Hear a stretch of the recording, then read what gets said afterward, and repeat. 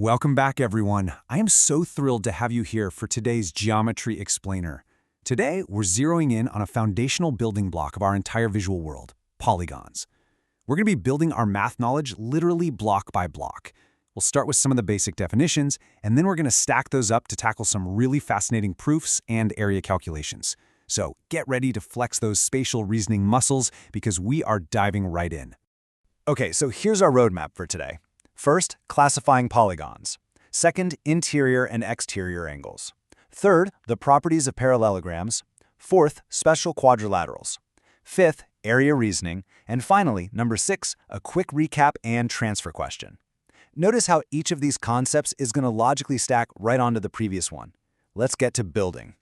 So, Section 1, classifying polygons, and really just understand the geometric basics. Okay, let's dive into this by defining our basic geometric shapes based on their core attributes. Right off the bat, here's our foundational definition. A polygon is simply a two-dimensional closed figure made entirely of straight-line segments. That means absolutely no curves and no gaps. And you know what's really beautiful about this is that just by counting the number of straight sides and the resulting angles, we can categorize literally any flat shape into a specific geometric family. Got 3 sides? It's a triangle. 4 sides, quadrilateral, 5, pentagon, and so on. This super simple classification system is the absolute bedrock of all the geometry we're going to do today. Moving on to Section 2, interior and exterior angles, or finding the sums. Now that we know what these shapes actually are, we're going to explore the angles inside and outside of them, which, trust me, is an essential tool for solving geometry puzzles. Okay, take a look at these angle sum rules. It's pretty cool, actually. The sum of the interior angles, the ones inside the shape, that sum actually increases as the number of sides increases. We basically find this by seeing how many triangles we can cram inside the polygon. But look at that second rule. The sum of the exterior angles, like if you extend each side outward, is always exactly 360 degrees for any convex polygon. It doesn't matter if it has 3 sides or 3,000 sides. I just love how this brilliantly illustrates the hidden mathematical structure of these shapes. That outside turn is going to complete one full circle, no matter what. So, it's time for our first pause check. I want you to pause this explainer right now and actively apply those rules we literally just talked about. Say you have a regular hexagon, meaning it has 6 equal sides and 6 equal angles. What's the total sum of its interior angles, and what is the exact measure of just one single exterior angle? Go ahead, hit pause, do the math, and come right back. All right, welcome back. Let's walk through the reasoning together. For step 1, to find that interior sum, you just decompose the 6-sided hexagon into triangles by drawing diagonals from a single vertex. If you did that, you'd see it creates 4 triangles. And since every triangle is 180 degrees, 4 times 180 gives us a total interior sum of 720 degrees. Now, for step 2, we know the exterior sum is universally 360 degrees, right? And because it's a regular hexagon, all 6 of those exterior angles are exactly equal. So 360 divided by 6 gives us exactly 60 degrees for one exterior angle. See? Simple, elegant, and totally logical. All right, on to Section 3, properties of parallelograms, where we'll be exploring the quadrilateral family. Let's move to this and see how everything builds as we enter the world of 4-sided figures, specifically zooming in on parallelograms. We really have to start with the strict mathematical definition here. A parallelogram is a quadrilateral, a 4-sided figure with exactly 2 pairs of opposite sides that are parallel. That's it. That is the core definition. And I really want to emphasize this because in geometry, we have to clearly distinguish our starting definition from the properties and conclusions that we're eventually going to prove from it. By definition, all a parallelogram is parallel opposite lines. Now, because of that definition of parallel lines, we can mathematically prove the conclusions you see here. We can prove that opposite sides are actually congruent, meaning they're the exact same length. We can prove opposite angles are congruent too. And, get this, we can prove that if you draw the diagonals corner to corner, they slice each other exactly in half. They bisect each other. So these aren't just random facts you have to memorize. They are concrete geometric conclusions derived entirely from the rules of parallel lines intersecting with a transversal.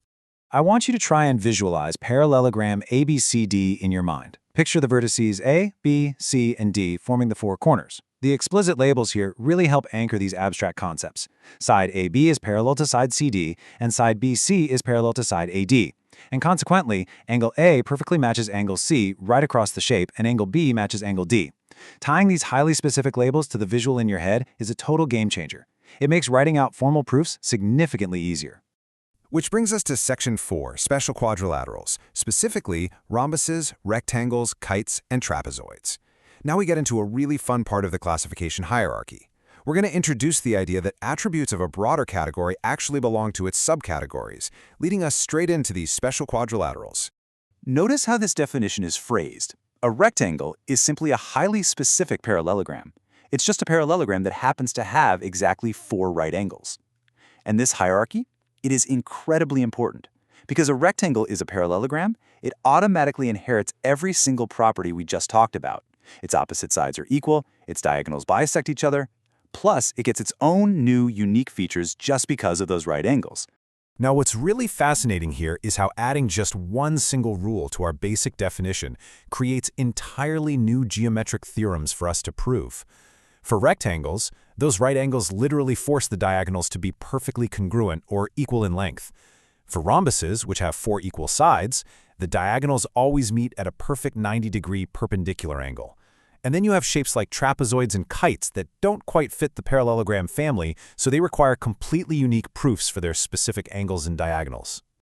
All right, time for our second pause check. I challenge you to pause the explainer and work backwards from a geometric property. Imagine quadrilateral WXYZ. We already know it falls into the parallelogram family, but suddenly we measure it and discover that diagonal WY is exactly congruent to diagonal XZ. Based on what we literally just learned, what highly specific shape must WXYZ be? Go ahead, pause right now and think it through. Okay, let's look at the logical steps here. Step 1, we recall the hierarchy. We know all rectangles are parallelograms. Step 2, we apply the specific geometric theorem we just discussed, which tells us that if a parallelogram has congruent diagonals, it absolutely must be a rectangle. Therefore, the definitive conclusion is that quadrilateral WXYZ is, for sure, a rectangle. This really reinforces how we distinguish between a shape's core definition and the powerful conclusions we can prove from its properties. Section 5, Area Reasoning, or Measuring Two-Dimensional Space. Let's shift our focus just a bit. We spent a lot of time on angles, parallel lines, and perimeters. Now we're going to look at actually measuring the two-dimensional space inside these polygons using area reasoning. Just take a look at this comparison. On one hand, calculating the area of a standard parallelogram is super straightforward. It's just base times height. It's very similar to a rectangle, really, because you can conceptually slice a triangle off one end of a parallelogram and just attach it to the other to form a perfect rectangle. But on the other hand, finding the area of non-parallelograms like trapezoids and kites, that requires a more complex, additive reasoning. We actually have to decompose them into shapes we already know how to measure. So the crucial point here is that we can find the area of virtually any complex polygon by just breaking it down into basic building blocks.